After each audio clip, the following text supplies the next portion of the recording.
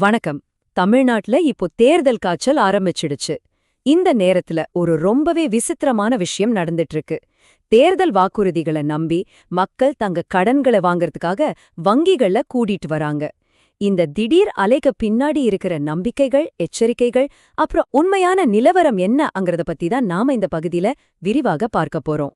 இதேதோ பேப்பர்ல படிக்கிற நியூஸ் மட்டும் இல்ல, நிஜமாவே நம்ம ஊர்கள்ல நடந்துட்டு இருக்கு. விடியற்காலையில இருந்து வங்கிகள் முன்னாடி பெரிய பெரிய வரிசைகள் நிக்குது.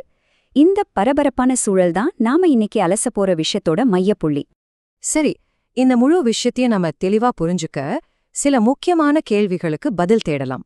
முதல்ல, வங்கிகள்ல என்ன நடக்குதுன்னு ஆரம்பிச்சு இந்த நம்பிக்கைக்கு பின்னாடி என்னென்ன நிபந்தனைகள் இருக்கலாம், நிபுணர்களோட எச்சரிக்கை என்னன்னு எல்லாத்தையும் ஒன்னொன்னா விரிவா பார்ப்போம். முதல்ல இந்த வங்கிகள்ல நடக்கிற விசித்திரமான கூட்டத்தை பத்தி பாப்போம். தமிழ்நாட்டு கூட்டுறவு வங்கிகள்ல இப்போ என்னதான் நடந்துட்டு இருக்கு? கொஞ்சம் யோசிச்சு பாருங்க. நூத்துக்கணக்கான மக்கள் ஒரே ஒரு நோக்கத்தோட காத்திருக்காங்க.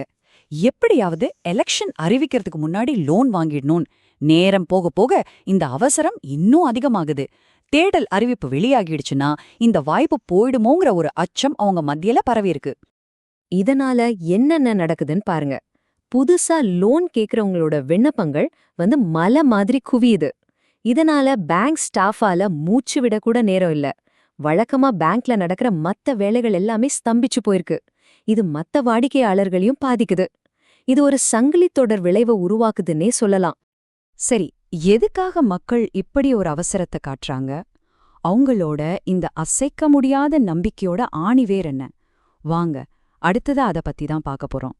இதுதாங்க எல்லாத்துக்கும் காரணம். அடுத்து வர புது அரசாங்கம் நாம இப்ப வாங்குற நகைக்கடனு, விவசாய கடனு எல்லாத்தையும் தள்ளுபடி பண்ணிடுவாங்கன்னு ஒரு ஆழமான நம்பிக்கை மக்கள் மனசுல பதிஞ்சு போச்சு. இந்த ஒரே ஒரு நம்பிக்கை தான் இவ்ளோ பெரிய கூட்டத்தை கூட்டுற வங்கிகளை நோக்கி இழுத்துட்டு வருது. அவங்களோட கணக்கு ரொம்ப சிம்பிள். இப்போ நகைய அடகு வச்சா அப்புறமா ₹1 கூட கட்டாம அதை அப்படியே திருப்பி வாங்கிடலாம். பாக்குறதுக்கு இது ரொம்ப எளிமையான கணக்கு மாதிரி தெரிஞ்சாலும் இதுக்கு பின்னாடி நிறைய சிக்கல்கள் இருக்கு.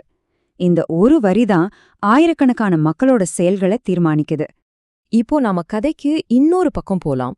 அதாவது மக்களோட இந்த அதீத நம்பிக்கை ஒரு பக்கம் இருந்தாலும் பொருளாதார நிபுணர்கள் சொல்ற நிஜம் இன்னொரு பக்கம் இருக்கு. ரெண்டுக்கும் நடுவுல ஒரு பெரிய இடைவெளி இருக்கு. இப்போ நம்ம முன்னாடி இருக்கிற இந்த மில்லியன் டாலர் கேள்வி இதுதான். மக்களோட இந்த பெரிய நம்பிக்கை நிறைவேறுமா, இல்ல இது ஒரு பெரிய ஏமாற்றத்துல போய் முடியுமா? இந்த ரெண்டு விஷயத்தையும் ஒப்பிட்டு பாருங்க. ஒரு பக்கம் மக்கள் கடன் வாங்கினா ஒரு பைசா கூட கட்டாம நகைய மீட்டிடலான்னு நினைக்கிறாங்க. ஆனா நிபுணர்கள் என்ன சொல்றாங்கன்னா, ஒருத்தர் வாங்கின கடனை திருப்பி கட்டினாதான் பேங்கால இன்னொருத்தருக்கு கடன் கொடுக்க முடியும்னு சொல்றாங்க. பாருங்க, ரெண்டும் அப்படியே தலைகீழான கருத்துகள். இத நாம முதல்ல தெளிவா புரிஞ்சுக்கணும். கூட்டுறவு வங்கிகள்ங்கிறது பெரிய கமர்ஷியல் பேங்க் மாதிரி கிடையாது. மக்கள் கிட்ட இருந்து வர பணத்தை நம்பிதான் அது இயங்குது. ஒருத்தர் கடனை திருப்பி கட்டுனா அந்த பணம் தான் அடுத்தவங்களோட அவசர தேவைக்கு கடனா போகுது. இந்த பணச்சுழற்சி நின்னு போச்சுன்னா வங்கியோட செயல்பாடே நின்னுடும். நிபுணர்கள் சொல்ற ஆபத்துகளை பாருங்க. ஒருவேளை அரசாங்கம் தள்ளுபடியா அறிவிச்சுட்டு அந்த பணத்தை வங்கிகளுக்கு சீக்கிரமா குடுக்கலன்னா மொத்த கூட்டுறவு அமைப்பே சரிஞ்சு விழுந்துரும். பேங்கோட தினசரி வேலைகள் முடங்கிடும். இதனால எதிர்காலத்துல உண்மையாவே தேவைப்படுறவங்களுக்கு அவசர கடன் கூட கிடைக்காம போயிடும். இது ரொம்பவே மோசமான ஒரு சூழலை உருவாக்கும். சரி, அப்படியே தள்ளுபடி அறிவிச்சாலும் அது எந்த நிபந்தனையும் இல்லாம எல்லாரும் கிடைச்சிடுமா? வாங்க, அடுத்ததா அத பத்தி பாப்போம். இப்ப இருக்கிறது டிஜிட்டல் உலகம். எல்லாமே கம்ப்யூட்டர் மயம். ஆதார், குடும்ப அட்டைன்னு எல்லா டேட்டாவும் இணைக்கப்பட்டிருக்கு. அதனால முன்னாடி நடந்த மாதிரி முறைகேடுகளை தவிர்க்க அரசாங்கம் ரொம்ப கடுமையான நிபந்தனைகளை விதிக்க வாய்ப்பு இருக்கு. கண்மூடித்தனமான தள்ளுபடிக்கு வாய்ப்பு ரொம்பவே குறைவு. உதாரணத்துக்கு, ஆதார், ரேஷன் கார்டு வச்சு சரி பார்ப்பாங்க. ஒரு குடும்பத்துக்கு இவ்ளோ கிராம் நகைக்கு மட்டும்தான் தள்ளுபடின்னு ஒரு லிமிட் வைக்கலாம். போன தள்ளுபடியில பயனடைஞ்சவங்கள லிஸ்ட்லேருந்து நீக்கலாம். ரொம்ப ஏழ்மையில இருக்கிறவங்களுக்கு முன்னுரிமை கொடுக்கலாம். இதனால இப்ப புதுசா கடன் வாங்குற நிறைய பேருக்கு இந்த தள்ளுபடி கிடைக்காம போகவே வாய்ப்பு அதிகம். இறுதியா, ஒரு தனிப்பட்ட மனுஷனா நீங்க என்ன யோசிக்கணும்னா பாப்போம். இந்த மாதிரி ஒரு கடன் வாங்க முடிவு பண்றதுக்கு முன்னாடி நீங்க எதையெல்லாம் மனசுல வச்சுக்கணும்? நிபுணர்கள் ரொம்ப தெளிவா ஒரு விஷயத்த சொல்றாங்க.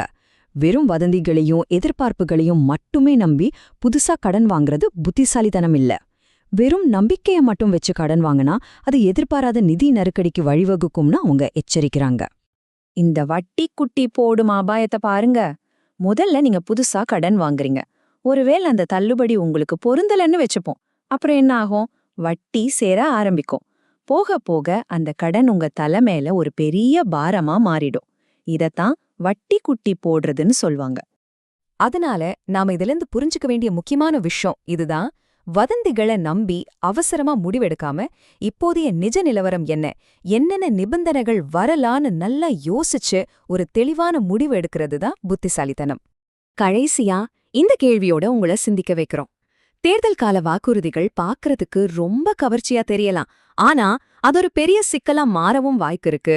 இது கவர்ச்சியா இல்ல சிக்கலா அப்படிங்கறத நீங்க தான் முடிவு பண்ணணும்.